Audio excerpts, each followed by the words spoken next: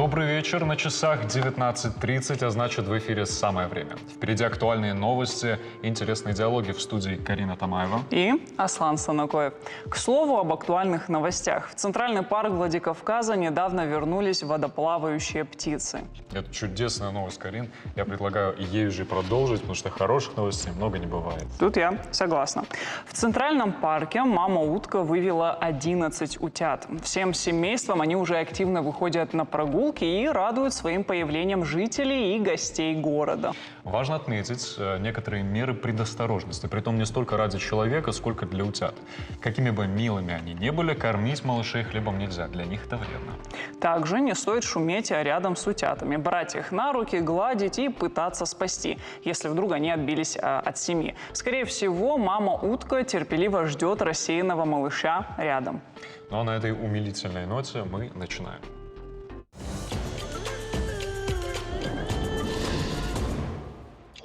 Президентский фонд культурных инициатив подвел итоги второго грантового конкурса 2026 года. Цифры по стране огромные. 725 победителей из 87 регионов. Но нас, конечно, интересует другое. Северная Осетия подала 42 заявки. И барабанная дробь. 8 проектов получили поддержку. А общая сумма больше 24,5 миллионов рублей. Карин, ты только вдумайся.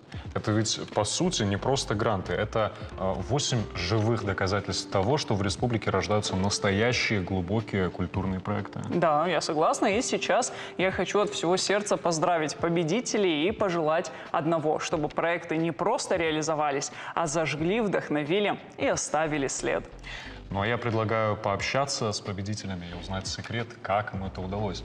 С нами в студии Лола Баева, руководитель проектного офиса Президентского фонда культурных инициатив во Владикавказе, Суслан Коцлов, режиссер, председатель Североосетинского отделения Российского фольклорного союза, руководитель проекта «Второй международный фестиваль аутентичного кино «Алания» и победитель второго грантового конкурса 2026 года. И Тамила Таболова, руководитель Ассоциации работников туристической индустрии Республики Северная Осетия «Алания», руководитель проекта «Этноцентр Дом предков» и победитель второго грантового конкурса 2026 года. Добрый вечер, здравствуйте. Мы вас поздравляем. Благодарим. Я бы сразу спросила, какие у вас чувства, эмоции, вот даже уже сейчас? Ну, приятно, во-первых. Всегда, когда мы с координаторами ПФКИ общаемся, мы каждый раз выражаем слова благодарности за то, что они все-таки обращают внимание на идентичность, на вот эти маленькие республики, которые должны сохранять свою культуру. И каждый раз я это в каждом письме им пишу, что благодарим, что вы это видите. Мы очень стараемся, надеюсь, все так и будет. Угу. Ну и тогда уже непосредственно по вот этому конкурсу. Лола, 42 заявки, 8 победителей, то, о чем мы сказали. Довольны ли вы результатом или ожидали чего-то, может быть, большего? Конечно, мы очень довольны этим результатом. Несомненно, были бы еще больше рады, если бы было еще больше победителей. Но, к сожалению, не все будут получать пятерки в одном классе, да? Вот, поэтому это надо учитывать в сравнении с тем, что было в прошлом конкурсе. У нас там было всего 3 победителя. То в этом конкурсе 8 творческих команд получили гранты, и мы довольны, в принципе, этим результатом. Это, на самом деле, это очень достойный результат. Мы заняли 1-е место среди субъектов Северокавказского федерального округа. Это уже о чем-то говорит. Конечно. И что немаловажно, вы сказали, что 725 проектов по всей стране поддержано. Это важное событие вообще для всей культурной сферы страны и, в частности, для регионов, когда регионы какую-то поддержку получают, они имеют возможность реализовать свои маленькие мечты, которые можно превратить потом и в большие какие-то события, масштабировать эти проекты и так далее. А что хотелось бы сказать? Ну, наверное, уже все ну, большинство, наверное, уже ознакомились и с художественным фильмом «Монолог», «Охотника» видели, да? Вот. Документальные фильмы «Искусство сохранять», «Кавказ сегодня-завтра», форум креативных индустрий состоялся. Вот не совсем недавно второй форум, но второй делали самостоятельными усилиями, проводил Фонд развития креативных индустрий. А вот первый форум, он тоже проходил при поддержке Президентского фонда культурных инициатив. Этнофестиваль «Весь мир мой храм», этнофестиваль «Рон». Но очень много проектов, которые на слуху, да, летняя эстрада, потом пушкинские сказки, мультимедийный продукт, да, была опубликована 3 тома, по-моему, издания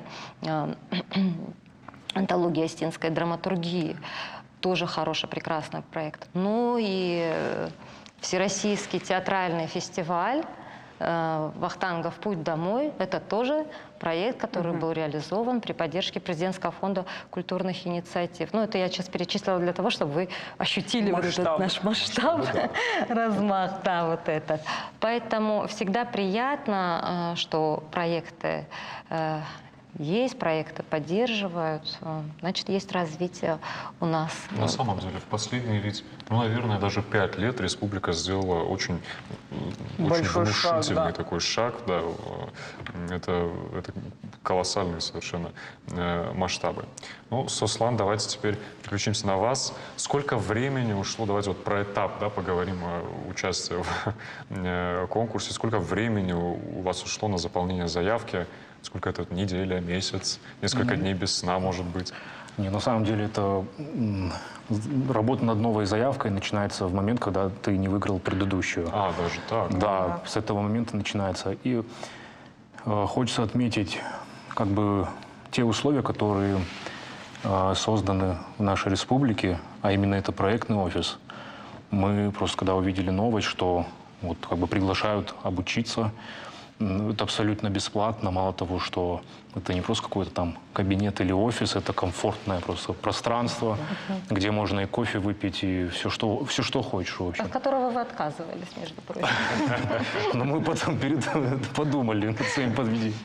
Да, и на самом деле я не могу сказать, что вот в проектном офисе и во время обучения нам рассказывают какие-то прям секреты или то, что ничего не знают. Просто это еще раз живое обсуждение правил, живое обсуждение, как лучше, требований к заявке. И мне кажется, вот это все тоже как бы ступень, одна из ступеней к победе.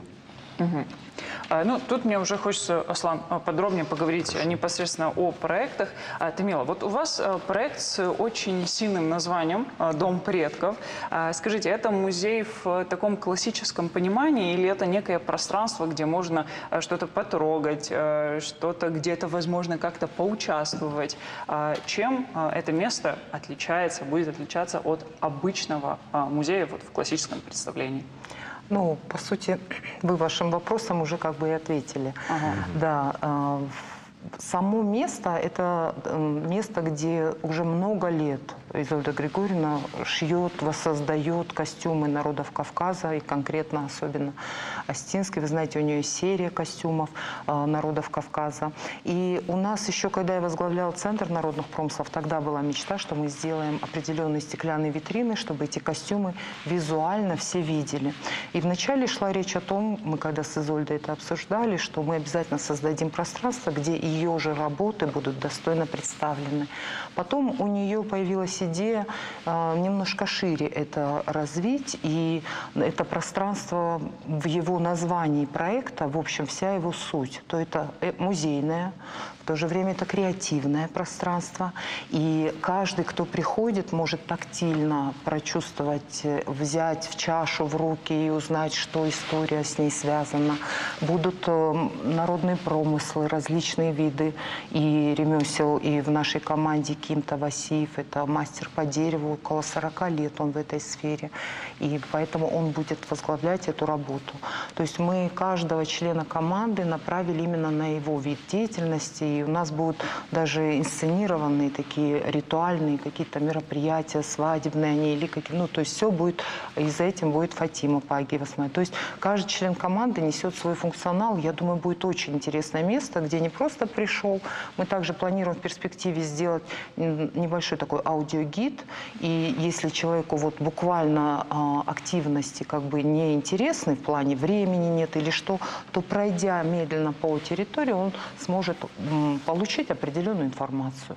Кстати, да, вот вы сказали, а вдруг кто-то просто хочет, да, в тишине зашел, побыть, да, просто посмотреть? включил и спокойно послушал что-нибудь, но очень об интересно. истории и об этнике нашего народа можно что-то познать и влюбиться в нее. Интересно. Да.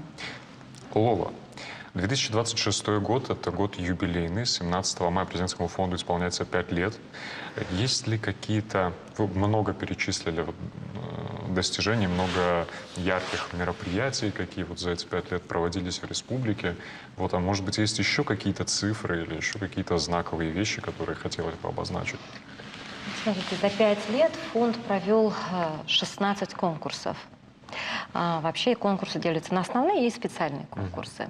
2 раза в год обязательно проводятся основные конкурсы, и с такой непостоянной периодичностью проводятся еще и специальные конкурсы. Вот всего их было 16, сейчас идет 17-я заявочная кампания. Вот за этот период поступило свыше 114 тысяч заявок, и каждая 10-я заявка одержала победу.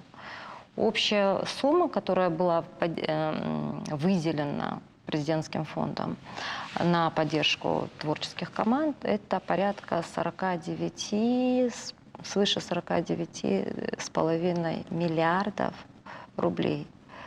Невероятно. Это, да, на самом деле очень хорошая цифра. Вот. И среди регионов-лидеров Санкт-Петербург, Нижний Новгород.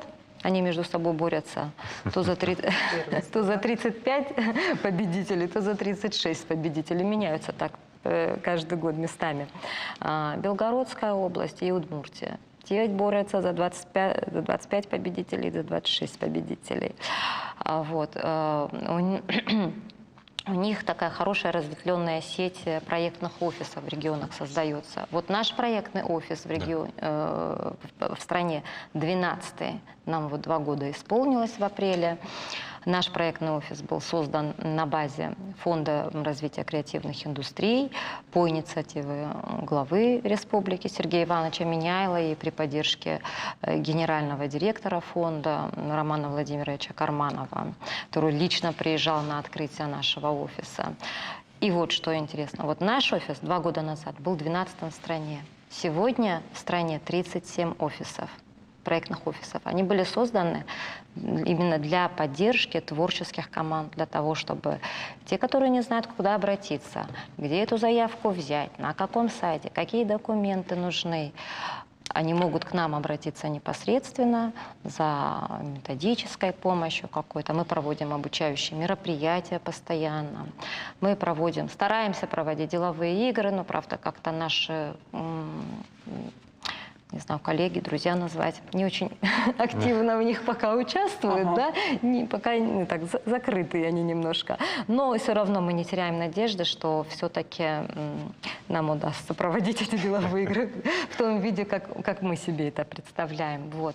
То, о чем вы говорите, вот, кстати, Суслан вначале тоже как-то обозначил этот момент, да, что вы приходили, слушали, там, то есть вам помогали, но тут же, кстати, странно, если вот у вас такая обратная связь, да, вы вот так вовлекаетесь в работу, почему так мало ходит?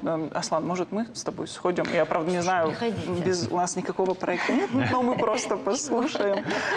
Суслан, вот вас хочется спросить, скажите, вы сами писали заявку, все заполняли, или работала команда? Как проходил этот процесс? Я считаю, что невозможно написать заявку одному человеку.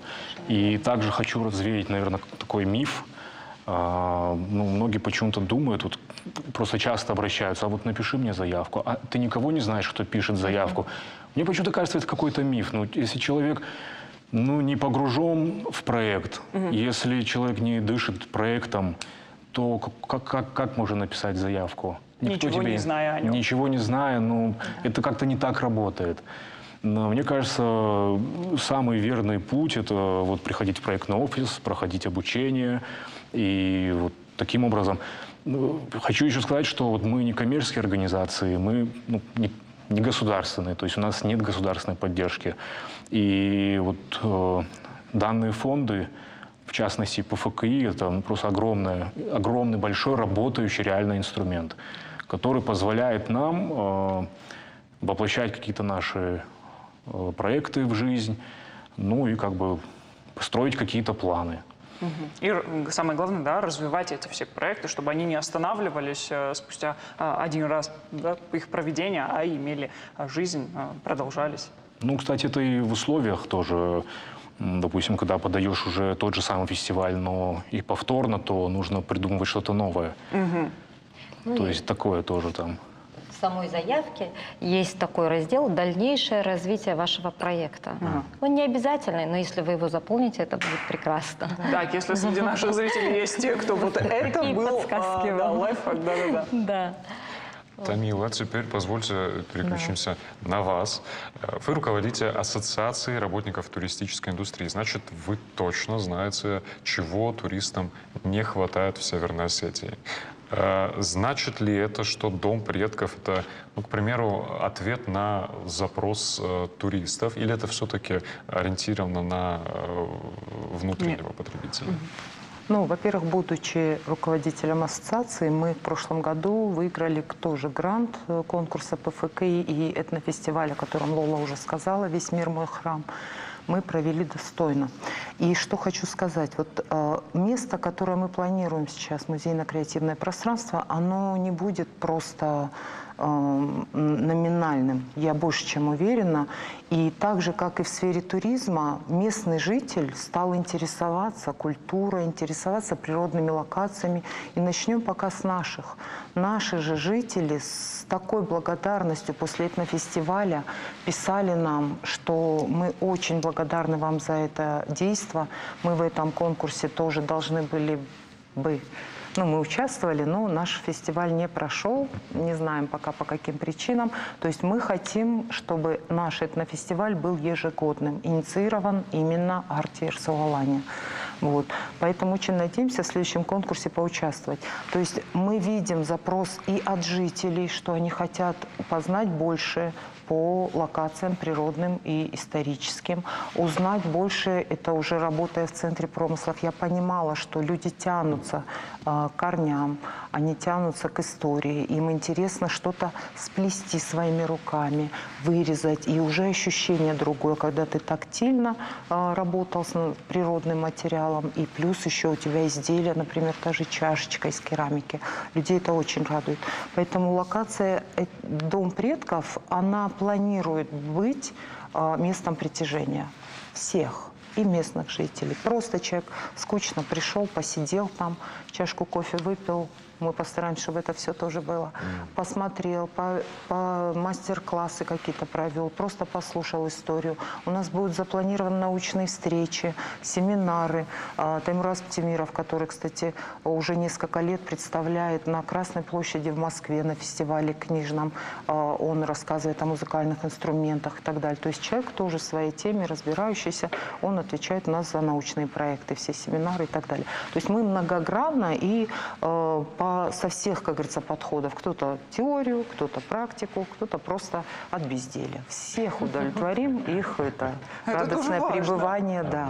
Вдруг кому-то просто хочется вдохновиться, он придет, что-то новое увидит, для себя узнает, и вот дальше ему захочется творить в своей уже сфере. Сослан, знаете, мы и первый, это будет второй фестиваль, над которым вы сейчас работаете. Тут просто хочется вспомнить, что первый мы даже освещали, мы все снимали, показывали это и нашим зрителям.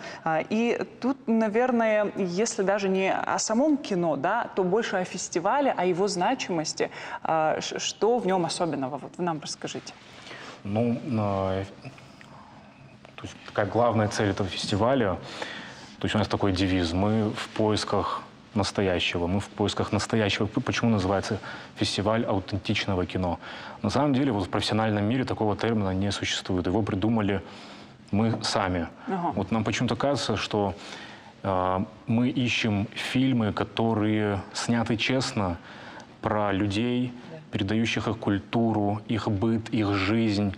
Особенно большое внимание уделяем фильмам, которые, в которых говорят на языках малочисленных народов.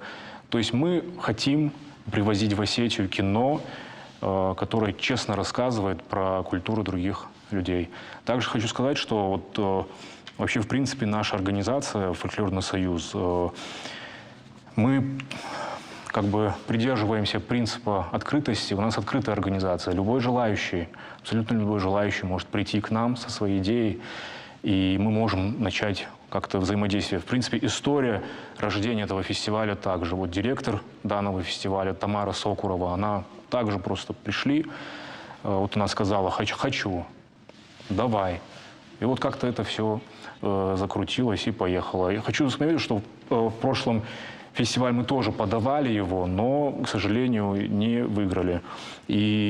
Но все-таки мы его провели уже своими силами. Также вот хочу поблагодарить тех людей, тех спонсоров, которые вот нам реально помогли. Это вот администрация города нашего Владикавказ, правительство Республики Северная Осетия Алания, компания «Кавказ РФ», конкретно курорт «Мамисон», очень нам сильно помог, вплоть до того, что вот мы придумали историю, что победителям мы делали как бы награды из камней, которые собирали там, дальше их обрабатывали, и как бы каждый участник мог отвезти с собой частичку Осетии. Также нам очень сильно помогла группа компаний «Бавария», Икаев Русланбек Кузьмич и, конечно же, еще и вы. Вы очень большую нам... Мы сильно вы старались. да, вы компания, телекомпания «Эристом» был нашим основным информационным партнером. Мы надеемся, что в этом году тоже... Мы будем ждать, мы будем Да, ждать и мы вас будем ждать. и приглашения, и мы сами тоже будем ходить, смотреть. И вам вот в этом случае нам хочется пожелать только удачи, сил, вдохновения, и чтобы фестиваль все-таки он состоялся, я думаю, состоится. Лола, и пока у нас еще есть немного времени, очень коротко вас хочется спросить о заявочной кампании, которая сейчас проходит, чтобы и наши зрители, те, кому полезно, они узнали о ней. Ой, как хорошо. В настоящее время идет заявочная кампания.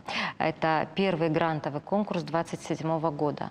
Заявочная кампания идет до 30 июня. До 30 июня. То есть время еще есть. Поэтому я призываю всех, у кого есть какая-то идея, мчитесь к нам. Мы будем вам очень рады. Поможем, расскажем, как обозначить проблему, как доказать актуальность этой проблемы, как собрать команду, заручиться партнерской поддержкой, обосновать свой бюджет. Приходите к нам. 2026 года, 30 июня 2026 года. Но грантовый конкурс называется следующего года, потому что реализовывать его можно будет только с первого полугодия, с 1 января 2027 года. Да, поэтому он так называется. Мне кажется, надо написать проект какой-нибудь. Я думаю, что если сильно напрячься, то еще можно даже что-нибудь успеть придумать с нуля. Школа ведущая. Да, кстати, Я предложу коллегам. почему нет? Уже готова. Да, еще позвольте, я даже скажу, не при Лоле будет сказано, вот сколько раз писала проект, каждый раз на разном этапе, на начальном или уже прям в конце, или до 12:00 осталось 10 минут. И Лола спокойно, без этих всегда помогает, до ночи остается и все делает. Поэтому поддержку вы всегда найдете. Колоссально. Да. Так, писать Ну, буду. Писать каждый сам. да, Я имею в виду, она направит, куда, как надо, что делать и так далее. Бывает, да. когда И люди поэтому- горят Своим делом. Главное Спасибо быть большое. инициативными. И правда, вот правильно сказал тоже, что когда ты сам пишешь, тогда он работает, тогда ваша душа в нем. Спасибо вам большое. Вам спасибо, Всегда вас что ждем. пригласили. Да. Удачи. Да, у нас реклама на телеканале, не переключайтесь. Карин, уже совсем скоро, послезавтра, состоится главный праздник страны – 9 мая, День Победы. На площади Свободы во Владикавказе пройдут парад Победы, бессмертный полк и даже запустят праздничный салют. Да, в этом году страна отмечает 81-ю годовщину победы в Великой Отечественной войне. Военный парад стартует в 11:00. После него под песни военных лет пройдет шествие бессмертного полка. Завершится День Победы праздничным фейерверком, а также военным салютом, который начнется в 22:00. В преддверии Дня Победы в республике пройдет ряд мероприятий, включая возложение цветов и венков к монументам героев Великой Отечественной войны. В местах массовых мероприятий будут нести дежурство сотрудники правоохранительных органов. Но наш канал будет вести прямую трансляцию с парада, а сразу после вас ждет праздничный эфир. Вспомним героев и узнаем тех, чьи имена ранее были неизвестны. Не пропустите, будем ждать вас у экранов 9 мая в 10:45 утра по московскому времени. Ну а сейчас внимание на экран. От командира взвода до командира батальона, от Крыма до Германии. Он всегда говорил так: цени то, что ты имеешь. Его на фронте называли героем. Он был настоящий герой. 15-вагонный эшелон с немцами пустил под откос. Именно здесь, в своем кабинете, за этим письменным столом, дважды Герой Советского Союза Иса Александрович Плиев, погруженный в дела государственной важности, проводил долгие часы за работой. Сегодня Алагир свято хранит эту память. Улицы носят имена героев, а на аллее славы возвышаются монументы павшим воинам. Семья Павла Тидеева и Кати Танделовой отправили на фронт 8 сыновей. Некоторые подвиги зафиксированы в наградных документах. Заняли высоту, уничтожили личный состав противника, отбили еще несколько атак. Прошел всю войну от Москвы до Берлина. Гизель стал непроходимым рубежом для ударной группировки вермахта. Трижды пытался бежать, и только в 4-й раз перед расстрелом ему это удалось. Подарок для музея. Здесь у нас государственный гимн Союза Советских Социалистических Республик. Сегодня Гизель по праву носит звание населенный пункт воинской доблести.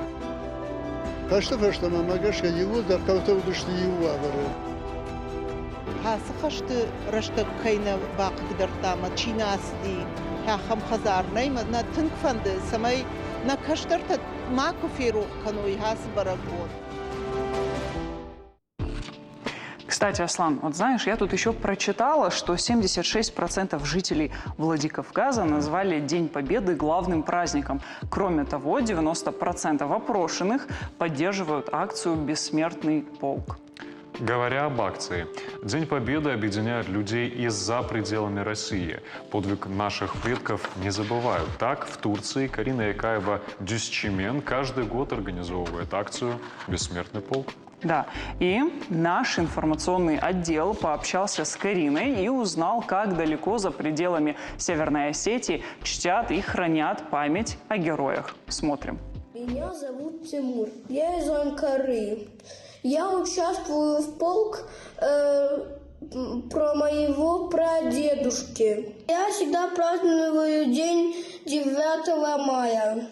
Маленький Тимур живет в Турции. В Осетии никогда не был, но историю о своем прадедушке, герой Великой Отечественной, знает хорошо. Ее рассказала мама. Карина Икаева-Дюсчимен, уроженка Владикавказа. Отчество Победовна досталось благодаря дедушке Максиму Икаеву. Советский солдат прошел всю войну. Капитуляции Германии обрадовался настолько, что называл сына в честь Великого дня. В семье Карины 9 мая всегда был особенным. У нас есть очень большая команда по всей стране.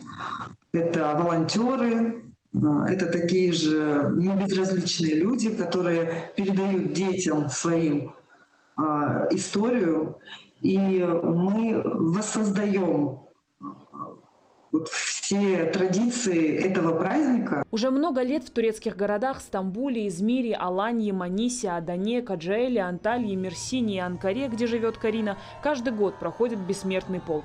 К акции готовятся за несколько месяцев до праздника, и из раза в раз все больше людей участвуют в большом шествии. Мы поддерживаем координационную связь с бессмертным полком России. Там есть крыло «Международный бессмертный полк».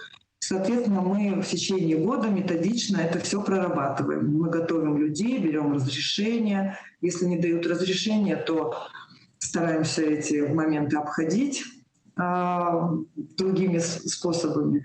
Но есть и трудности. Противников акций в Турции очень много. И это не просто провокации или негативный комментарий в социальных сетях. Это скоординированное движение. Люди выходят на улицы и буквально бастуют. И такие недовольства повторяются каждый год. А бывали какие-то моменты, которые вы можете вспомнить, связанные вот с противниками 9 мая? Конечно, они подъезжают. Ну, во-первых, они пишут угрозы в штаб, пишут, что сорвут мероприятия, устраивают протесты, приезжают с флагами. Но за много лет работы научились справляться с любыми ситуациями. Помогает и посольство России, с ним тоже активно сотрудничают. Такой большой праздник не омрачают даже трудности, делится Карина. Люди приезжают из соседних городов только чтобы почтить память героев. Все печатают портреты своих дедушек, бабушек, делают штендеры, нанимают автобусы и приезжают. Да, это у нас уже сложившаяся традиция. Поэтому мы в этом году тоже ждем из других городов участников мероприятия. И с каждым годом таких активистов становится больше. Людям мало просто рассказать о своих родственниках-ветеранах в социальных сетях. Они преодолевают сотни километров ради ощущения единства. Люди приезжают, чтобы прочувствовать атмосферу, стать частью этого большого, грандиозного события. Это не связано с пиаром, это не связано с блогами, это не связано, абсолютно не связано, блогеры нас не посещают. А нас посещают вот люди, простые, обычные люди, которым это не безразлично. День Победы объединяет людей и за пределами России. Подвиг наших дедов и бабушек не забывают. Неважно, где ты находишься, делится Карина. Если есть желание, отпраздновать великий день можно всегда. Главное — хранить память и родную историю. Ну что? Карин, я засмотрелся. Да, я тоже сама заслушалась. Да, в продолжении темы 9 мая хочу рассказать, что по местам боевой славы Северной Осетии прошла экскурсия для детей с нарушением слуха. Как сообщает заместитель министра экономического развития республики Тамерлан Хлоев, ключевая фигура проекта Надежда Дзантьева. Единственный аттестованный гид для слабослышащих в Северной Осетии. Без ее таланта и профессионализма эта экскурсия была бы невозможна. Давай, Карин, на секунду с тобой представим военные годы, 40-е. Вот это ведь период, когда радио не было развлечением нисколько, это была связь с большой землей. Это период, когда голос Левитана было слышно, когда он говорил «от советского информбюро». Вот, и сердца замирали. Да, если бы ты продолжил, да? Не знаю. Да, Аслан, тут я добавлю, что сегодня, 7 мая, день радио. Сегодня это просто привычный фон, музыка, новости, голоса в динамиках, но все так же возможность быть в курсе событий. И мы спросили у жителей Владикавказа, слушают ли они радио.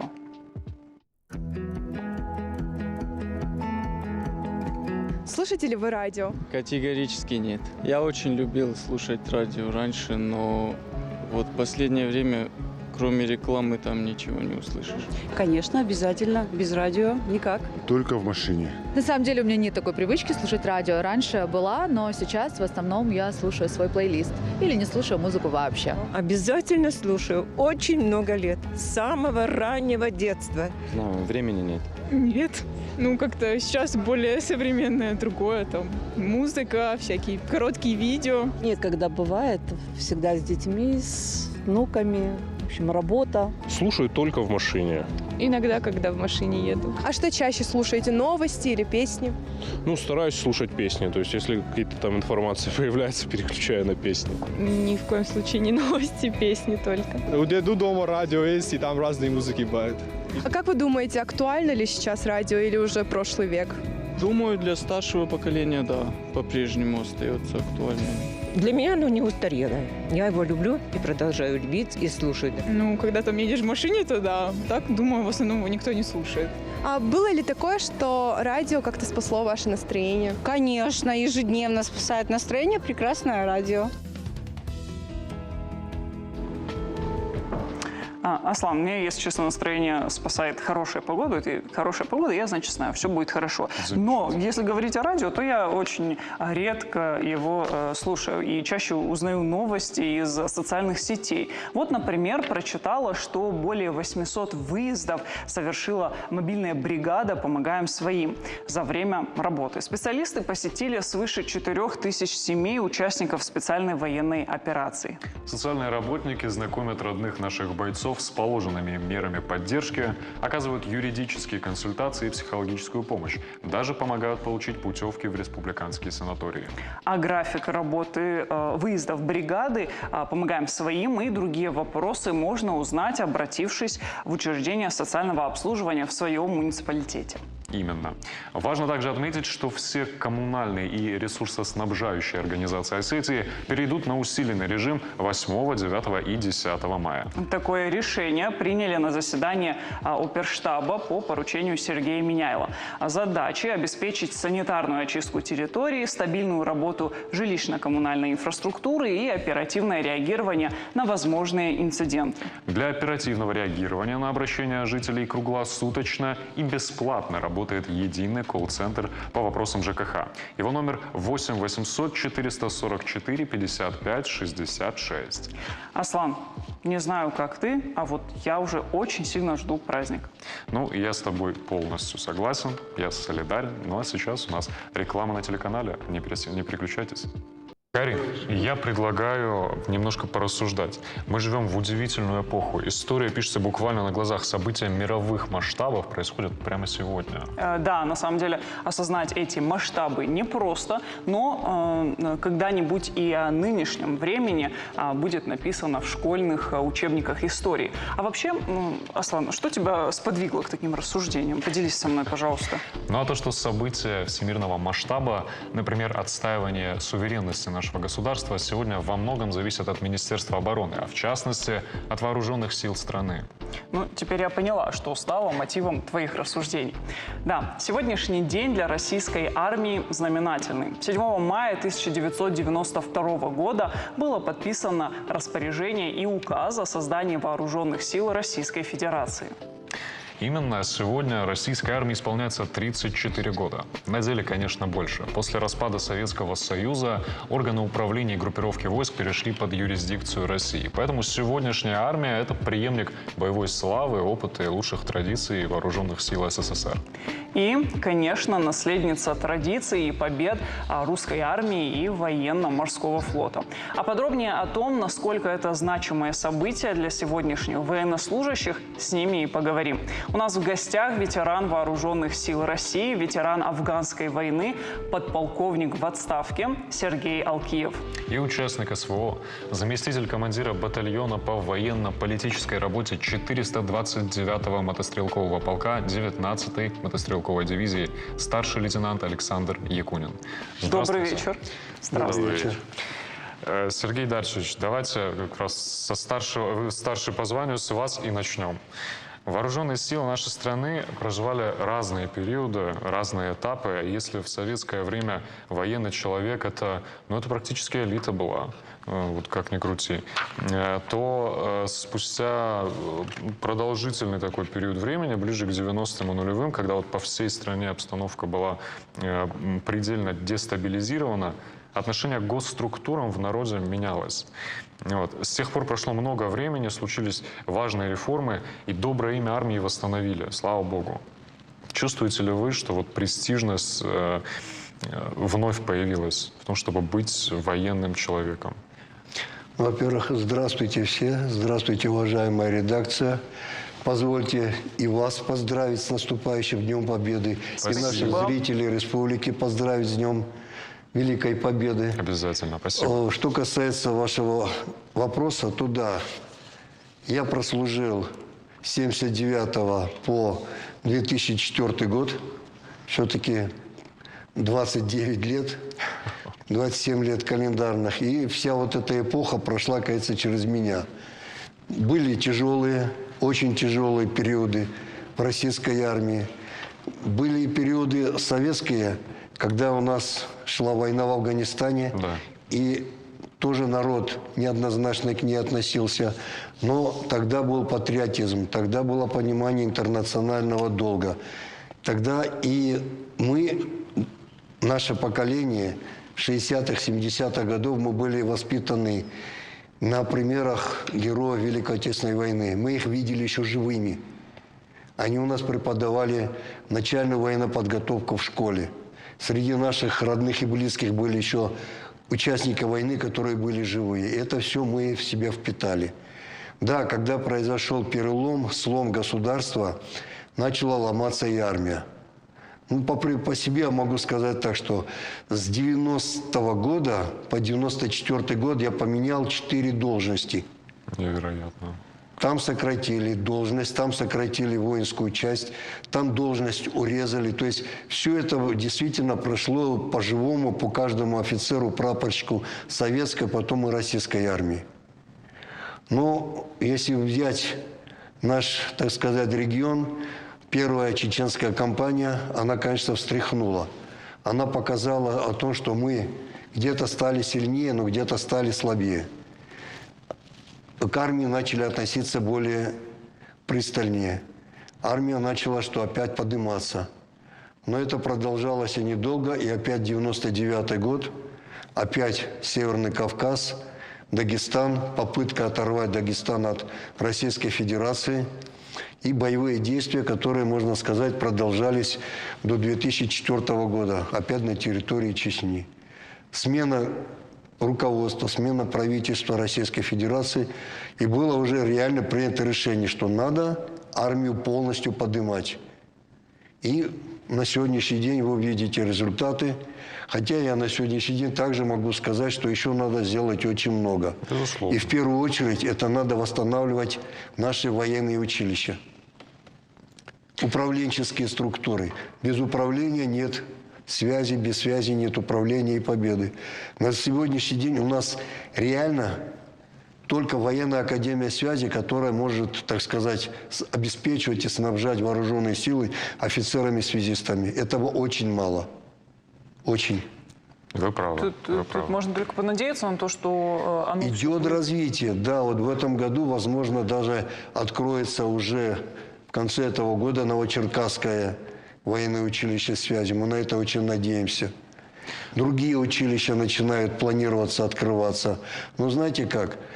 Не надо было терять, чтобы потом не надо было заново все начинать. Вы правы. К сожалению, у нас вот почему-то вот так вот. Все вырубаем под корень, а потом начинаем что? А в любой как вышло, сфере, так вышло. да. Теперь уже отталкиваемся от реалий сегодняшнего дня.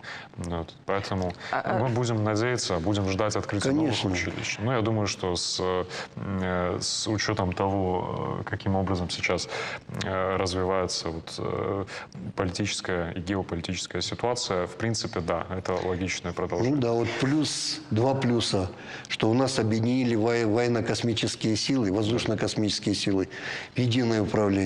Второе, то, что у нас создали войска беспилотных систем, это очень эффективное и очень, так сказать, своевременное решение, потому что именно вот сейчас зона специальной военной операции показала, что воюет, как воюет и насколько это все эффективно. Давайте про боевые действия несколько позже поговорим. Нет, я не про боевые действия, а для примера, для развития вооруженных сил. Конечно, конечно. Аслан, можно я тебя перебью? Обязательно. Да. Александр Геннадьевич, вас хочется спросить, вот, расскажите, вот хочется от вас услышать, знаете, такую историю, что для вас стало решающим, может быть, фактором, да, когда вы решили связать жизнь с военной службой? Может быть, вас вдохновил пример в семье, кто-то служил.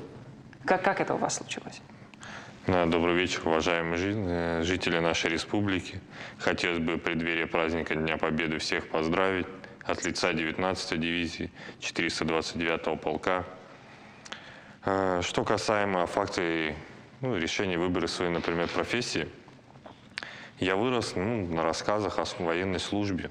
То есть я сам интересовался, для меня было интересно смотреть военные фильмы, общаться с военными людьми. То есть, ну, эти разговоры очень сильно завлекали меня. Также я вырос в военной семье. Пример, у меня были 2 старших моих брата, чему я и последовал дальше развиваться. Но главное, я с детства чувствовал себя ответственным за свою страну. То есть, ну, проявлял гордость к своей стране. Поэтому я и захотел стать офицером. Я понял, что хочу не просто наблюдать за нашей историей со стороны, а непосредственно участвовать в истории. Это было внутреннее ощущение, ну, так скажу, наверное. То есть на себе это, чтобы прочувствовать все. Армия дала мне ту четкую систему координат, что я искал. То есть это порядок, четкость, понимание в завтрашнем дне, наверное. Действительно, многие находят вот эти вот четкие рамки, четкие границы дозволенного и недозволенного, системность какая-то, она, конечно, ну, дает, многое дает, многие себя в этом находят. Но давайте, знаете, как обозначим. Не все ведь ребята, поступающие в высшие военные учебные заведения, понимают, на что они идут и куда они идут. Когда есть пример перед глазами, это одно. А если вдруг примера нет, и у человека представление о военной службе, ну вот, как красивое и беспечное больше, это ведь частое и ошибочное представление. Может быть, так оно и есть, но не везде, сильно не везде. Это часто и риск, это часто бессонные ночи, необходимость быть на связи и в отпуске тоже. Вот. Тем не менее, есть те, кто это принимает, и те, кто вот все же поступают в военные вузы. Что ими движет? Вот что вами движило тогда? Больше всего меня привлекло. Это точный механизм действия. То есть это постоянная дисциплина. Ну, как вы ранее высказали, что действие там и в отпуске там находясь там, и где-то еще, то есть всегда быть на связи. Поразило то, что, как и совершенно у разных людей с разными характерами, ну, поступают, например, формируется общий, один единый большой коллектив, который называется «Армия России». Однозначно. Притом очень дружный. Очень дружный, да. То есть, будучи ты, находясь в Владикавказе, поедешь ты на Сахалин, ты встретишь там знакомого, либо товарища. То есть, куда бы ты ни приехал, в любой регион России, у тебя всегда будет товарищ где-то. Сергей Дарчевич, а вы что считаете, что вот движет ребятами? Ну, смотрите, я тоже вот по своему примеру. Я после Афганистана поступил в военное училище. Для примера, до сих пор помню, что мы прибыли на сборы в Самаркандское автомобильное училище в 1981 году из Афганистана. 53 солдата. Сурово. Реально поступило в военное училище 36. Остальные отсеялись по здоровью, по несдаче экзаменов. А кто-то сам написал: да я просто хотел отдохнуть от Афганистана. Ну и что тут, извините, скрывать? И такие были. В дальнейшем то же самое в училищах, когда вот ты смотришь, набор, рота 120 человек или 110 человек, выпускается 96, 94. Кто-то отсеивается на первом, кто-то на втором курсе. Сейчас то же самое, к сожалению, происходит. Тем более, что если в мое время мы все 4 года числились военнослужащими срочной службы, да. И если нас отчисляли, то отчисленный курсант дальнейшую проходил службу срочную. А сейчас нет. Если вот со 2-го курса военный курсант заключил контракт, он просто-напросто может потом этот контракт расторгнуть и уволиться. Даже так? Да. Ну, правда, с него там придется, говорится, удерживать за то, что он на него потратило государство. Но он может спокойно уйти с военного училища со 2-го, с 3-го курса. Передумал, не хочу, неинтересно. К сожалению, вот такие люди, они занимают чье-то другое место, понимаете? Кто по каким-то причинам не смог добрать там какие-то баллы там и не поступил, а очень хотел. А вот ему повезло, а он через 2 года разочаровался. Ему уже стало неинтересно. И такие случаи бывали. И они, к сожалению, не единичные. Вот весь парадокс в чем. Все зависит от внутреннего состояния человека, понимаете? От его характера, от его стремления чего-то добиться. Если он хочет стать, вот как Саша, военным, он идет целенаправленно к своей цели, к своей мечте. И не видит препятствий. Конечно. Однозначно. Может, они и есть эти препятствия, но он их преодолевает. Понимаете? Да. А тут можно сказать, что надо добиваться своего. Многие выходят лейтенантами, заключают контракт, первый контракт на 5 лет, да, по-моему? Да. Через 5 лет контракт закончился, он второй контракт не продлевает. Вот он дослужился до старшего лейтенанта. Я разочаровался, я хочу идти на гражданку. Юридически ничего ты ему не предъявишь. А как же быть с тем, что тебя столько лет учили? Как быть с этими знаниями? Но ты же за эти 5 лет чему-то сам научился. Кого-то ты же научил, ты обрел товарищей. И вот как с этим быть? Тоже верно, тоже верно. Безусловно, Везде да. идет, что человеческий фактор, понимаете? Если продолжить разговор о военных вузах и обучении, не так давно в беседе с еще одним ветераном СВО, к слову, молодым человеком, 27 лет ему всего, вот, он рассказывал о том, что во многих военных вузах до начала СВО подготовка шла по наработкам времен Великой Отечественной войны. То есть тактически разные вещи якобы были взяты оттуда. Вот, Сергей Дарчевич, вы прошли Афганистан, вы были в Дагестане, вы были в Чечне, вы участвовали в этих боевых действиях. Расскажите, пожалуйста, насколько вот цитата, вот, к слову, еще некоторых военных экспертов приведут цитату: «Советские войска не могут эффективно бороться против противника, опирающегося на партизанскую тактику». Это вот было мнение, высказанное после Афганистана одного из экспертов. Насколько это верная цитата? Насколько... Могу сказать так, с какими-то оговорками, она верная. Почему? Потому что против партизанской войны практически нету никаких сил и средств. Ее просто надо, чтобы правильно сказать, не допускать. А чтобы не допускать партизанскую войну, для этого должно быть грамотное политическое руководство страны. Если оно грамотно себя ведет, если народ, население поддерживает, ни о какой партизанской войне быть не может речь. Партизанская война идет против интервентов. И мы на первом этапе в Афганистане тоже проиграли информационную войну, потому что у нас не было никакой четкого понимания для международных, так сказать, систем. Ведь почему нас бойкотировали в 80-м году Олимпиаду? Даже наши социалистические страны. А потому что никто не понимал, зачем Советский Союз туда зашел.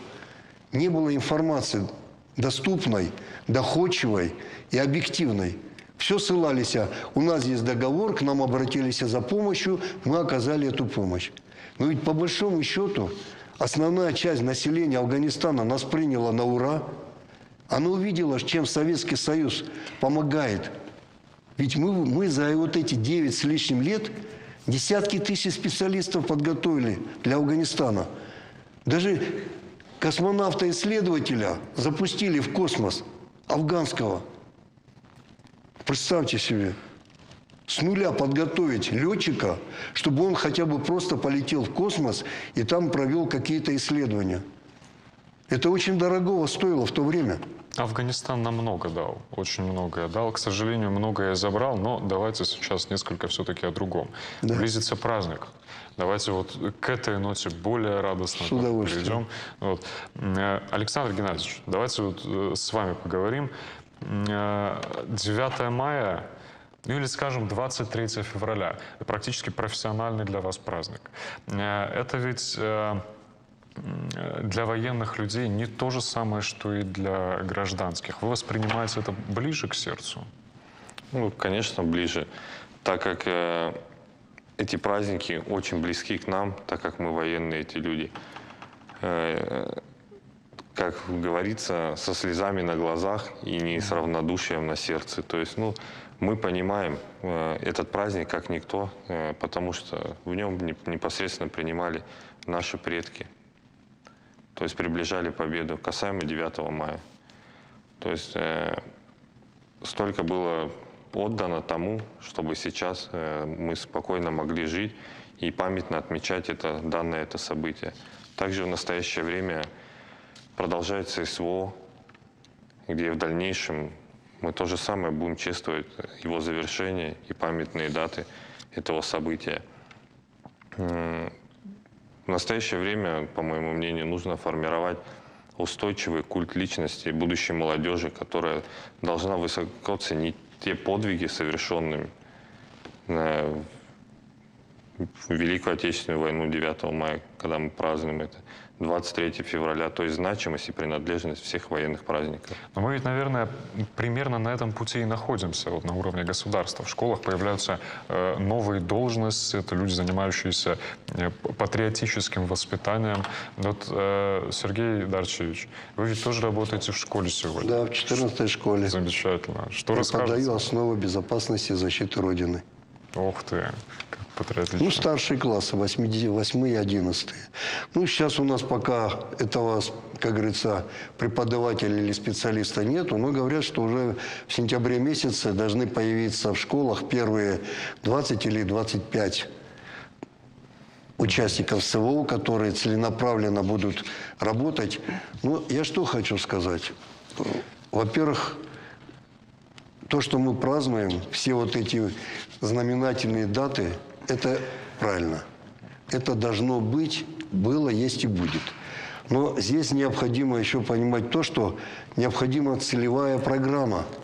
Сергей Дарчевич, мы просим прощения, у нас остается совсем немного времени. Об этом можно говорить много. Много и долго. Мы просим прощения, что приходится вас перебить. Тем не менее, сегодня случился важный диалог. Мы очень благодарны за то, что вы к нам пришли и за то, что вы нам рассказали. Аслан, и тут мне хочется сказать, что уже совсем скоро, 9 мая, да, состоится чудесный эфир. Дорогие зрители, мы вас будем ждать. Ну а сейчас хочется сказать, что оставайтесь с нами и до новых встреч.